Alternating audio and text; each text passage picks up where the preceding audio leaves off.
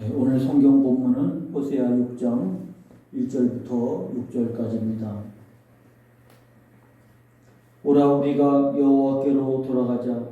여호와께서 우리를 찢으셨으나 도로 낫게 하실 것이요 우리를 치셨으나 싸매어 주실 것이니라. 여호와께서 이틀 후에 우리를 살리시며 셋째 날에 우리를 일으키시리니 우리가 그의 앞에서 살리라. 그러므로 우리가 여호와를 알자. 힘써 여호와를 알자. 그의 나타나심은 새벽빛같이 어김없나니 비와 같이 땅을 적시는 늦은 비와 같이 우리에게 임하시리라 하니라. 에브라임아 내가 내게 어떻게 하랴. 유다야 내가 내게 어떻게 하랴. 너희의 인애가 아침 구름이나 쉬 없어지는 이슬 같도다. 그러므로 내가 선지자들로 그들을 치고 내 입의 말로 그들을 죽였노니 내 심판은 비처럼 나오느니라. 나는 인애를 원하고 제사를 원하지 아니하며 번제보다 하나님을 아는 것을 원하노라. 아멘. 이제 우리가 느헤미야를 마치고 이제 선지자 소선지자 12사람의 메시지를 통해서 이 시대를 우리가 살피고 말씀 안에서 살아가는 기회로 삼고자 합니다. 우리가 아는 것처럼 예수님 오시기 전 BC 922년 솔로몬이 죽고 나서 이스라엘은 남과 북으로 나눠지게 됩니다. 남유다와 북이스라엘로 나눠지게 되는데 바로 이 나눠진 계기가 바로 솔로몬의 우상 숭배로 말미암았다고 성경은 기록하고 있습니다. 하나님이 그렇게 복을 주었지만 하나님의 말씀대로 따르지 않았던 솔로몬이 결국 많은 이방 여인들과 결혼하고 그들을 앞세워서 온갖 우상이 들어왔을 때 예루살렘 기드론 골짜기는 우상 숭배의 진원지가 되어버렸고 그로 인해서 하나님은 솔로몬이 죽자 그 나라를 남과 북으로 나눠 버렸습니다. 그런데 이제 남유다와 북이스라엘로 쪼개져서 신앙생활을 하던 차에 하나님께서 영적으로 타락한 북이스라엘을 향하여 하나님의 말씀이 선포됩니다. 제일 먼저 등장한 선지자가 바로 아모스입니다. 이 아모스의 등장은 이 이전의 선지자들과 다른 게 있다고 하면 아모스는 예언의 말씀을 선포하기도 했지만 기록을 했다고 하는 것입니다. 그래서 이 이후 아모스 이후로 선지자들은 말씀을 전하기도 하고 하나님의 임한 말씀을 기록하기도 했는데 그 시작이 바로 아모스입니다. 아모스는 BC 760년경에 활동을 했기 때문에 아모스는 원래 남유다 출신인데 하나님이 그를 북이스라엘로 보내서 예언을 하게 하셨고요. 그 이어진 선지자가 바로 오늘 읽은 호세아입니다. 호세아는 유일하게 북이스라엘 출신이면서 자기 나라 북이스라엘에게 예언했던 선지자고 바로 이 아모스와 호세아가 북이스라엘에서 활동한 두 명의 선지자입니다. 우리가 알고 있는 엘리야와 엘리사는 바로 그 위에 아모스 위에 선지자였지만 그들은 성경을 기록하지 않았기 때문에 그들과 더불어 구별되는 아모스와 호세아를 보게 됩니다. 바로 이 두 사람이 북이스라엘에서 예언했던 선지자인데 왜 북이스라엘은 두 명밖에 없느냐 그랬으면 북이스라엘이 이 두 사람이 예언하고 난 다음에 그냥 망해버렸기 때문에 그렇습니다.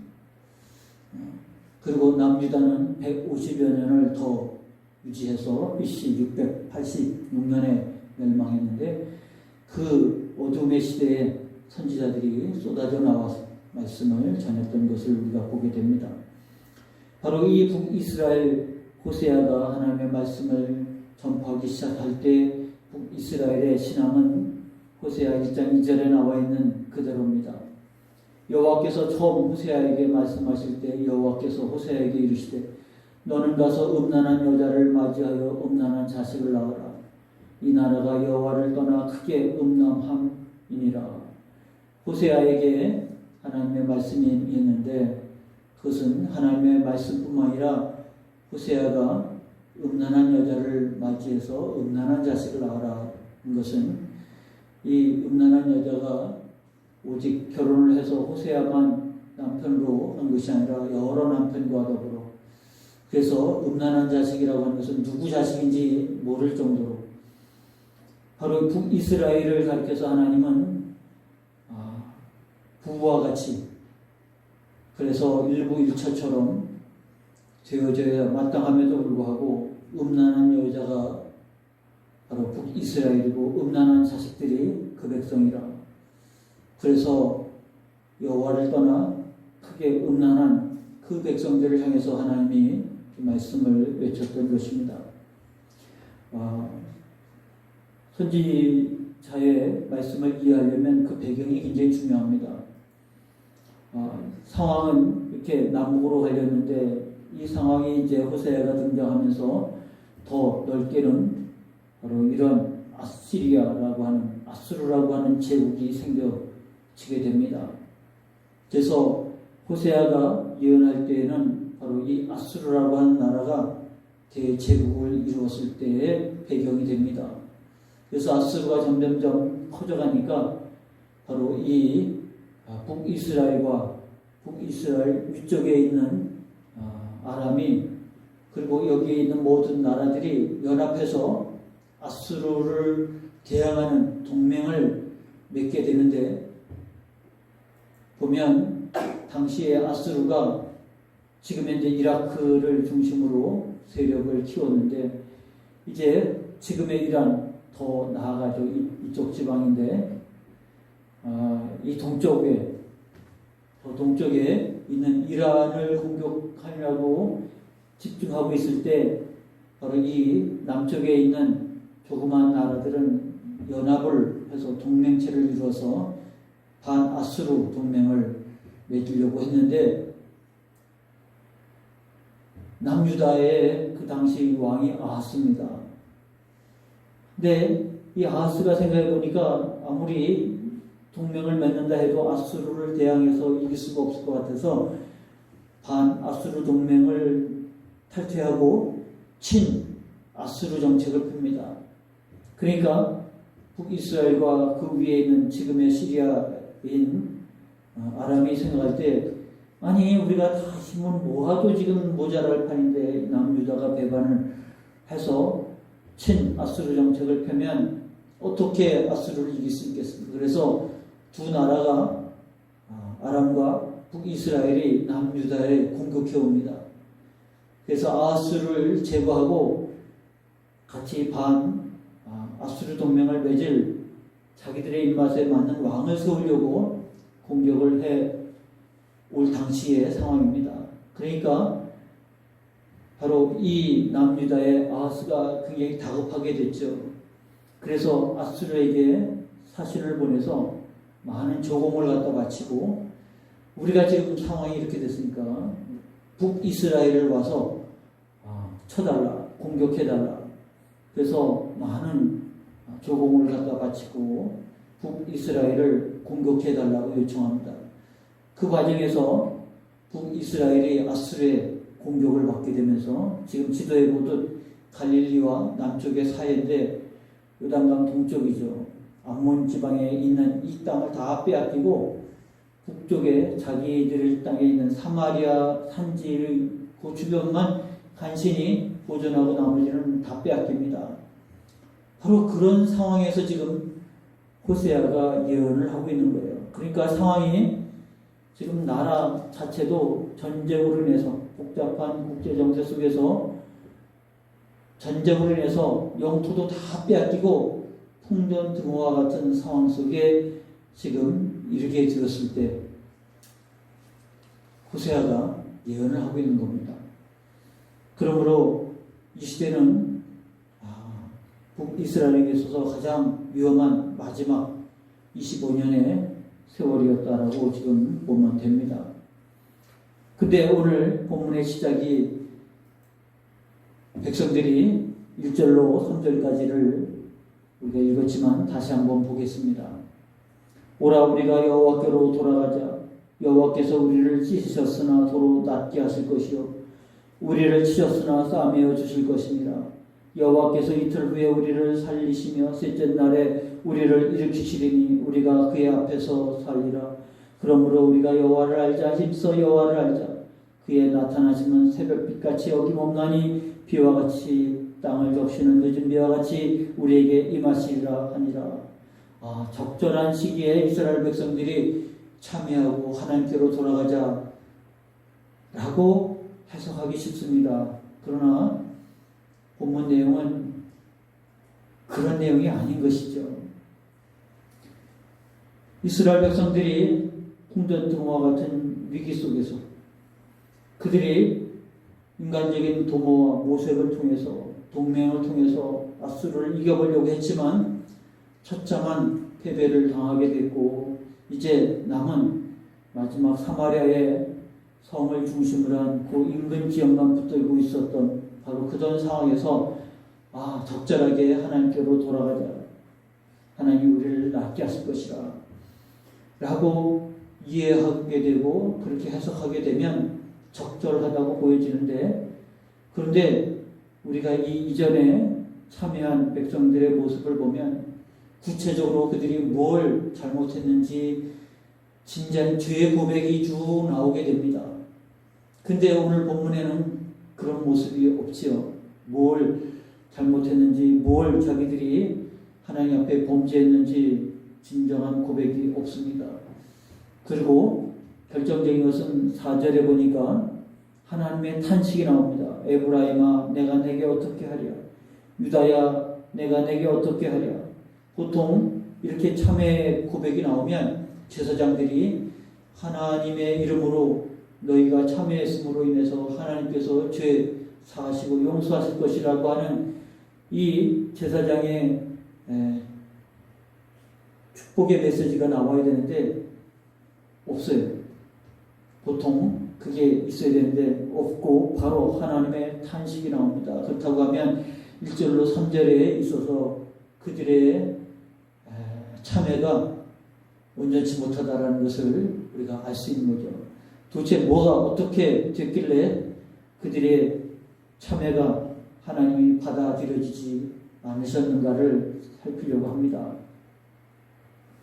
보통 우리가 이와 같이 해석을 할 때 아까 얘기한 것처럼 북이스라엘과 아람이 동맹을 맺고 남유다를 공격해 왔을 때 남유다의 왕이 아하스입니다. 그때가 바로 이사야가 예언하기 시작을 했고 여러분 알고 있는 이사야 7장입니다. 지금 호세아가 북이스라엘에서 예언할 때 남쪽에서는 바로 이사야가 예언을 했던 때입니다. 이 두 동맹이 공격해 올 때 아하스가 얼마나 두려워했는지 이사야가 아하스에게 두려워하지 말라. 하나님이 그들을 물리실 것이라. 하나님이 너희를 구원할 것이라. 유다를 구원할 것이라. 그래서 하나님이 구원하실 거라고 하는 증거로 너는 징조를 구하라 그랬어요. 아하스가 이사야 7장 10절에 뭐라고 말합니까? 아하스가 이르되 나는 구하지 아니하겠나이다. 나는 여호와를 시험하지 아니하겠나이다. 이것만 보면 아하스의 믿음이 좋구나. 하나님의 말씀을 하나님의 약속을 철수까지 믿고 징조를 구하라 그러는데 난 징조 구하지 않겠습니다. 나는 여호와를 시험하지 않겠습니다. 라고 해석하면 잘못된 해석입니다. 왜냐하면 13절의 내용을 보니까 이사야가 그런 아하스를 향해서 이사야가 이르되 다윗의 집이여 원하건대 들을지어다. 너희가 사람을 괴롭히고서도 그것을 작은 일로 여겨 또 나의 하나님을 괴롭히려 하느냐. 이 말을 12절로 적용시켜 보면 아하스가 시험하지 않겠다는 얘기는 하나님을 난 믿지 않겠습니다. 이미 다 대비해 놨습니다. 아수르가 우리를 도울 겁니다. 그런 뜻이에요. 그러니까 아하스의 이 말이 우리가 그것만 잘라서 보면 아하스가 하나님의 이스라엘을 통해서 주신 말씀을 믿었구나. 그렇지. 여호와를 시험하면 안 되지. 이런 뜻이 아닌 거예요. 이게 선지자의 메시지 속에서 볼 수 있는 겁니다. 그러니까 오늘 호세아 6장 1절로 3절의 말씀이 아하스의 경우와 다를 바 없어요. 그러면 왜 그들이 이와 같이 하나님 앞에 참회한 것이 하나님 받아들이지 않았는가를 살펴보려고 합니다. 이것을 해결하기 위해서 바로 이 앞에 있는 5장의 내용입니다. 호세아 5장 뒷부분에 하나님께서 그런 황폐한 과정 속에 있었던 이스라엘, 하나님을 의지하지 않고 세상의 모든 방법을 썼던 그들을 향해서 하나님이 호세아 5장 13절로 15절에 그렇게 말합니다. 여러분 성경 앞에 바로 오늘 본문 앞에 있는 5장 13절로 15절을 보시면 됩니다. 제가 잠깐 읽습니다. 에브라임이 자기 병을 깨달으며 유다가 자기의 상처를 깨달았고 에브라임은 아수르로 가서 야렙 왕에게 사람을 보내었으나 그가 능히 너희를 고치지 못하겠고 너희 상처를 낫게 하지 못하리라. 내가 에브라임에게 사자 같고 유다 족속에게 젊은 사자 같으니 바로 내가 움켜갈지라. 내가 탈취하여 갈지라도 건져낼 자가 없으리라. 그들이 그 죄를 뉘우치고 내 얼굴을 구하기까지 내가 내 곳으로 돌아가리라. 그들이 고난받을 때 나를 간절히 구하리라. 이러고서 5장이 끝나거든요. 6장으로 넘어와서 오라 우리가 여호와께로 돌아가자라고 했을 때 그 얘기가 무엇을 말하냐면요. 하나님께서 내가 내 곳으로 돌아가리라. 그들이 죄를 뉘우치고 내 얼굴을 구하기까지 내 곳으로 돌아가리라. 그러니까 오라 그러면 우리가 여호와께로 돌아가자. 지금 이렇게 말을 한 겁니다. 그들이 상처를 구하기 위해서 해결하기 위해서 사방을 다녔지만 고치지 못했잖아요. 그러니까 그래 여호와께서 우리를 찢으셨으나 도로 낫게 하실 것이라. 우리를 찢었으나 싸매 주실 것이라. 그러니까 우리가 하나님께로 가자. 그 맞는 말인데 거기 뉘앙스가 조금 다른 거예요. 결정적인 거는 호세아 6장 2절과 3절이에요. 여호와께서 이틀 후에 우리를 살리시며 셋째 날에 우리를 일으키시리니 우리가 그의 앞에서 살리라. 그러므로 우리가 여호와를 알자. 힘써 여호와를 알자. 그의 나타나심은 새벽빛같이 어김이 없나니 비와 같이 땅을 적시는 늦은 비와 같이 우리에게 임하시리라. 굉장히 믿음 안에서 신앙 고백하는 것 같은데 그 말을 새겨보면 그런 뜻이 아니에요. 여호와께서 이틀 후에 우리를 살리라. 셋째 날에 우리를 일으키시리라. 그 얘기는 우리가 이렇게 참여했으니까 머지않아 새벽빛같이 어김없나니 밤이 되고 새벽이 되면 곧 동이 터오르게 되죠. 땅을 적시는 비와 같이, 땅을 적시는 늦은 비와 같이 때가 되면 비가 오는 것처럼 우리가 이렇게 하나님 앞에 말씀하신 대로 하나님께서 자기 곳으로 돌아간다니까 그래 우리가 여호와께로 돌아가자. 하나님 우리 상처가 세상으로 낫지 못하니까 그래 우리가 하나님 앞에 낫게 하실 거니까 하나님 앞에 나아가자. 이틀 아니면 셋째 날 머지않아 우리를 당연히 새벽이 오는 것처럼 당연히 비와 늦은 비가 내리는 것처럼 자동적으로 이 사람들의 신앙 속에는 하나님 앞에 적당한 참회가 되면 하나님이 머지않아 자동적으로 또 용서하시고 우리에게 은혜를 베풀어 주실 것이라고 하는 그 같은 신앙이 담겨 있는 거예요. 그러니까 적당한 신앙생활인 거죠. 철저한 참회가 아니라 철저한 하나님 앞에 회개가 아니라 그냥 우리가 말씀하셨으니까 말씀대로 하는 거예요. 예수님은 그런 사람을 향해서 외식하는 자들이라고 했습니다. 안 하는 게 아니에요. 해요. 그렇게 했으니까 이제 당연히 머지않아 당연히 은혜는 내게 당연히 올 거라고 생각하고 하나님의 용서는 당연할 거라고 생각하고 하나님의 축복은 하나님의 회복은 당연할 거라고 생각하는 그들 그러니까 이것을 생각하고 적당히 하나님 앞에 나아가 참여하는 그들의 신앙생활이죠. 그래서 우리가 여호와를 알자, 힘써 여호와를 알자, 여기 단어가 우리 번역으로는 힘써라고 할 때 애쓰고 노력하는 거라고 우리가 이해가 되어지는 단어지만 실제 히브리어에서 이 단어는 헛된, 무익한, 애쓰고 애써봤자 아무 유익이 없는 그런 헛된, 헛쓰고 하는, 헛힘만 들어가는 그런 모습입니다. 그러니까 그들이 하나님 앞에 나아가 여호와를 알자 할 때 처음부터 하나님을 알 마음이 없는 것, 그냥 멀찌감치 뒤쫓아가는 바로 그 같은 삶을 또 그런 행동을 표현할 때 힘써 이런 단어입니다. 그러니까 우리가 이 호세아 1, 2, 3장, 6장 1, 2, 3절을 보면 표면적으로 보면 그들이 이제 진정으로 하나님 앞에 돌아와서 하나님의 뜻대로 살겠다고 하나님 앞에 참여한 내용이라고 보여질 것 같은데 조목조목 따져보면 형식적인 거예요. 그래서 예수님의 말씀처럼 외식하는 자들이라고 하는 말이 왜 나왔을까? 신앙생활을 하긴 하는데 적당한 거예요. 그리고 그 정도면 되겠지라고 생각하는 신앙 속에서 하나님 앞에 나아가는 겁니다. 또 하나님이 그들을 향해서 책망하십니다. 그게 이제 4절부터 6절입니다. 4절부터 6절을 먼저 읽고 말씀을 보겠습니다. 4절부터 6절 봅니다. 에브라임아 내가 내게 어떻게 하랴, 유다야 내가 내게 어떻게 하랴, 너희의 인애가 아침 구름이나 쉬 없어지는 이슬 같도다. 그러므로 내가 선지자들로 그들을 치고 내 입의 말로 그들을 죽였노니 내 심판은 비처럼 나오느니라. 나는 인애를 원하고 제사를 원하지 아니하며 번제보다 하나님을 아는 것을 원하노라. 여기서 우리는 한 구절 한 구절 해서 세 부분으로 나눠서 생각해 볼 수 있습니다. 먼저는 하나님의 탄식이 나옵니다.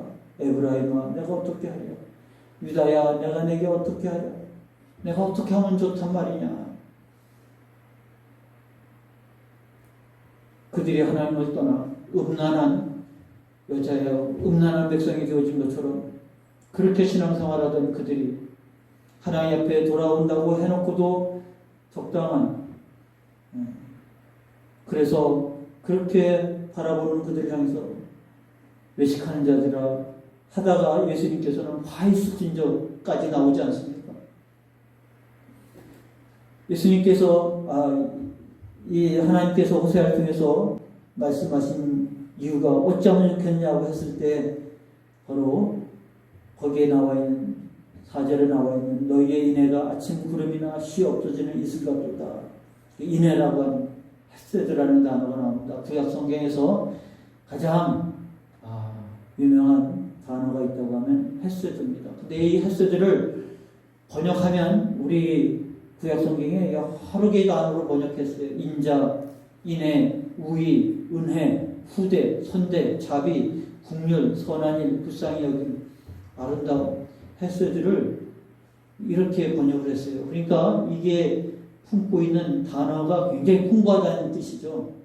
많은 것을 품고 있어요. 그래서 헤세드 그러면 하나님께서 우리를 사랑하시는 헬라어의 아가페와 같은 개념으로 보여지는데 훨씬 단어가 폭이 넓습니다. 풍부합니다. 그래서 이것을 우리가 좀 느낌 있게 이해하기 위해서는 하나님과의 정의함은 이렇게 했어요. 하나님과 사람 앞에서 자신이 속한 공동체에 적합한 인간의 행동 양식이라. 예를 들면 부부 사이에, 부모와 자식 사이에, 친척 사이에, 친구 사이에 이렇게 자신이 속한 공동체가 있잖아요. 거기서 마땅히 사람다운, 그래서 부모로서 마땅히 자식을 사랑하는 그 모습이 헤세드, 자식으로서 마땅히 부모에게 효도하는 그 모습이 헤세드, 친구로서 정말 우정을 나누는 바로 그 모습이 헤세드, 손님과 주인 사이에, 그러니까 우리가 속해 있는 공동체 사이에서 헤세드라고 하는 단어는 인애와 자비와 긍휼과 이게 하나님과 우리 사이뿐만 아니라 사람들 사이에서 나타나는 모습이에요. 그래서 쉽게 표현하면 인간관계에 충실함, 인간적 도리라고 표현하면 감을 잡을 수 있는 내용이 아닐까 싶어요. 사람된 도리, 하나님 앞에서 신자된, 믿는 자된 도리. 그래서 지금 이 사람들을 향해서 너희의 인애가, 너희의 헤세드가 아침 구름이나 쉬 없어지는 이슬 같다. 그러니까 아예 없는 건 아니에요. 있는데 적당한 거예요. 스스로 생각할 때 적당하고 지나치지 않는다고 스스로 생각하는 거예요. 그러니까 하나님 앞에서 신자의 도리가 적당한 거예요. 자기들 생각에. 그리고 또 우상숭배도 같이 하고 사람들 앞에서 인간적 도리도 그런 거예요. 바로 이 호세아가 예언할 때 바로 북이스라엘에서 여로보암 2세가 통치를 하고 있었고 그때가 북이스라엘의 전성기였습니다. 여로보암 2세가 죽고 난 이후 25년간 멸망하기 25년간 북이스라엘은 6명의 왕이 등장합니다. 그 중에서 4사람이 전 왕을 죽이고 왕이 된 거예요. 그러니까 임금과 신하 사이에 헤세드가 없는 거예요. 무슨 지도 그 앞에 사람을 죽이고 왕이 됐는데 신하된 도리로서 신하된 헤세드가 없는 거예요. 그냥 기회만 되면 죽이고 자기가 왕이 되는 거예요. 그런 사람들이 다른 사람과의 관계 속에 헤세드가 있겠습니까? 그 권력으로 남의 것을 탈취하고 빼앗으려고만 했지 이웃된 도리로서 그를 돌보고 섬기고 베풀고 하는 헤세드가 없는 거예요. 그러니까 그들의 신앙은 너희의 인애가 아침 구름이나 쉬 없어지는 이슬 같도다. 있는 것 같은데 어느 순간에 사라져버린 거죠. 하나님 앞에서 신자된 도리도 없고 하나님을 사랑하고 내 이웃을 내 몸처럼 사랑하라고 하는 헤세드도 없는 거예요. 이와 같은 신앙생활하는 그들을 바라보고 어쩌면 좋으랴. 그것은 그들이 우상 숭배했다고 하는 것, 그리고 하나님을 어떻게 섬겼냐고 하는 것들을 단적으로 말하는 것이 그들의 헤세드가 얄팍하다는 것입니다. 형식적이라는 것입니다. 그래서 하나님은 그들을 향해서 심판하십니다. 그러므로 내가 선지자들로 그들을 치고 내 입의 말로 그들을 죽였노니 내 심판은 비처럼 나오느니라. 하나님이 북이스라엘 향해서 아모스를 통해서 호세아를 통해서 말씀하시지 않습니까? 하나님께서 선지자들을 그 입으로 말씀하셨다고 하는 것이 이사야 55장 10절과 11절에 나옵니다. 이는 비와 눈이 하늘로부터 내려서 그리로 되돌아가지 아니하고 땅을 적셔서 소출이 나게 하며 싹이 나게 하여 파종하는 자에게는 종자를 주며 먹는 자에게는 양식을 준 것 같이 내 입에서 나가는 말도 이와 같이 헛되이 내게로 되돌아오지 아니하고 나의 기뻐하는 뜻을 이루며 내가 보낸 일에 형통하리라. 그러니까 선지자의 입에 통해서 나오는 그 말씀이 하나님의 심판, 하나님의 공의는 빛처럼 나오는 거예요. 그리고 그 나온 빛의 말씀이 어김없이 하나님의 공의가 이루어지고 심판이 이루어지는데 북이스라엘은 멸망하는 거예요.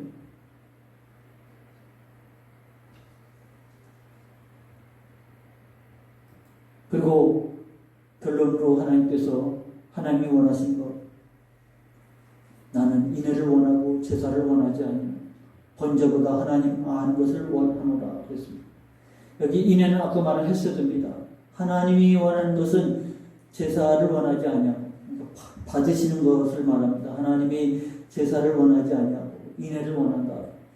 그 얘기는 인애가 없고 제사만 드리는 것을 하나님이 원하지 않는 거죠. 하나님께 제사를 드릴 때 인애가 반드시 있어야 됩니다.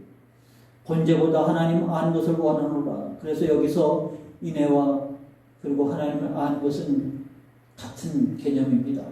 하나님을 안다고 하면 하나님이 기뻐하신 뜻이 무엇인지 알면 그런 인간적 도리, 신자의 도리를 하는 거예요. 헤세드의 삶을 살아야 되는 거예요. 하나님 앞에 신자의 도리를 하고 그리고 같이 자기가 속해 있는 공동체에 인간적 도리를 하는 거예요. 대전교회 성도로서 인간적 도리를 하는 거죠. 생각하고 배려하고 함께하고 나누고 그게 하나님을 아는 거예요. 나는 내가 원하는 것은 인애를 원하고 하나님 아는 것을 원하노라. 하나님을 안다고 하면 헤세드의 삶을 살아가는 거죠. 예수님도 그렇게 말씀하셨습니다. 산상수훈의 마태복음 5장 23절 24절에 그렇게 말합니다. 그러므로 예물을 제단에 드리려다가 거기서 내 형제에게 원망 들을 만한 일이 있는 것이 생각나거든. 예물을 제단 앞에 두고 먼저 가서 형제와 화목하고 했었지요. 그에 와서 예물 드리라. 하나님이 인애를 원하고 제사를 원하지 아니하는 것은 제사가 필요 없다는 것이 아니죠. 제사를 드릴 때는 반드시 인애가 있어야 됩니다.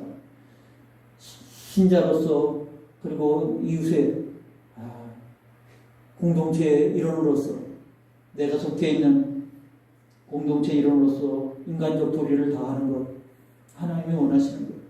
그러면 우리가 생각할 때 지금 북이스라엘은 멸망 직전이고 나라는 전쟁통에 의해서 다 빼앗기고 지금 상처투성이고 그들은 정말 바람 앞에 등불처럼.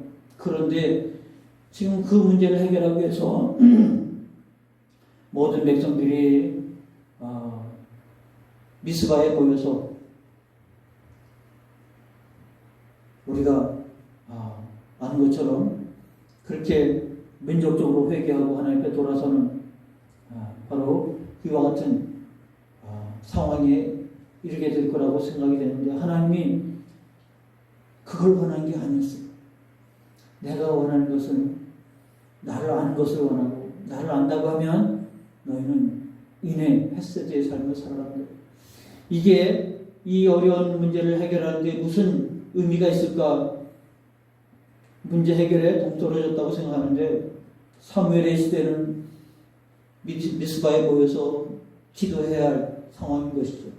그 속에서 신앙이 회복이 되고 헤세드가 회복이 되어야 됩니다.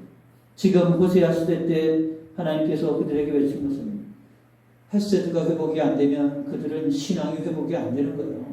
그들은 하나님 앞에 진정한 형식적인 회개가 아니라 진정한 회개가 우리가 도리를 다 못했습니다. 신자의 도리를 다 못했고 하나님의 백성된 도리를 다 못했습니다. 회개함이 그들에게 진정으로 필요하다고 하는 사실을. 그래가지고 나라가 회복이 됩니다. 하나님은 이 땅을 고치시는데 그것은 우리의 생각이에요. 하나님께서는 그 모든 것들을 능히 이루고도 남는다는 것을 말씀하고 있습니다. 그러므로 엿새는 여기에 있는 거예요. 이것을 호세아 시대의 말씀이지만 오늘 이 시대의 말씀으로 우리가 되새겨야 합니다. 이 어려운 코로나19 해결할 길이 어디에 있을까? 거창한 것이 아니라 하나님은 호세아 6장 6절을 통해서 말씀합니다. 하나님을 아는 것을 원하노라. 하나님을 아는 자는 나는 인애를 원한다. 그리고 그것을 받으신다. 하나님 앞에 제사를 받으시지만 우리가 인간된 도리를 다할 때 그것도 하나님 받으시는 거예요. 원한다고 하는 것은 받으시는 거예요. 제사도 받으시고 헤세드도 받으시고 이것이 우리가 살아가는 원리입니다. 이와 같은 일들이 되어질 때 하나님 이 땅을 고치십니다. 이 땅을 회복시키실 것입니다. 그러므로 우리가 믿음으로써 이 말씀을 붙든다고 하면 우리가 정말 적당한 신앙생활, 적당한 회개 이 정도면 되겠다 생각하는 신앙생활에 만족하고 있는 건 아닌가. 정말 하나님 앞에 돌이키는 자리가 되어야 할 것입니다. 외식하는 자가 되면 안 되고 화이수진저 이와 같은 소리를 듣는 자가 되어서는 안 될 것입니다. 에브라임아 내가 내게 어떻게 하랴? 유다야 내가 내게 어떻게 하랴? 너희의 인애가 아침 구름이나 쉬 없어지는 이슬 같도다. 우리 인애가 그렇게 형식적인 모습으로 비춰져 있다고 하는 사실을 깊이 인식하면서 하나님 주께서 나를 사랑하신 것처럼 내가 주님 사랑합니다. 시몬의 아들 요한아 내가 나를 사랑합니다. 내가 주님 사랑합니다. 베드로에게 주님 그렇게 묻지 않았습니까? 그래서 우리가 하나님 앞에 그렇게 고백하는 신앙으로 나아가는 헤세드의 신앙이 되시기를 축원합니다. 기도하겠습니다. 하나님 아버지, 우리에게 말씀을 주시니 감사합니다. 하나님, 호세아를 통해서 그 위기 속에 있는 상황, 그리고 멸망의 눈앞에 있는 그들을 향해서 해결은 하나님 앞에 돌아서는 것이다. 하나님을 힘써 알자 했던 그들의 신앙은, 그런 적당한 신앙은 헛된 수고일 뿐이고, 진정 하나님을 안다고 하면 그들의 삶은 햇세드, 인애와 인자와 긍휼과 자비와 이와 같이 선한 하나님의 사람으로 살아가는 일일 것입니다. 하나님, 우리에게 있어서 진정 이와 같은 신앙의 회복이야말로 이 시대의 위기 속에서 살아가는 하나님의 백성다운 정체성을 갖고 살아가는 우리의 모습인 것임을 잊어버리지 않게 하여 주옵시고, 말씀 붙잡고 살아갈 수 있는 저희가 되게 하옵소서. 예수님의 이름으로 축복하고 기도하옵나이다. 아멘. 찬송가 218장 부르고 중보 기도하고 예배 마치시기 바랍니다.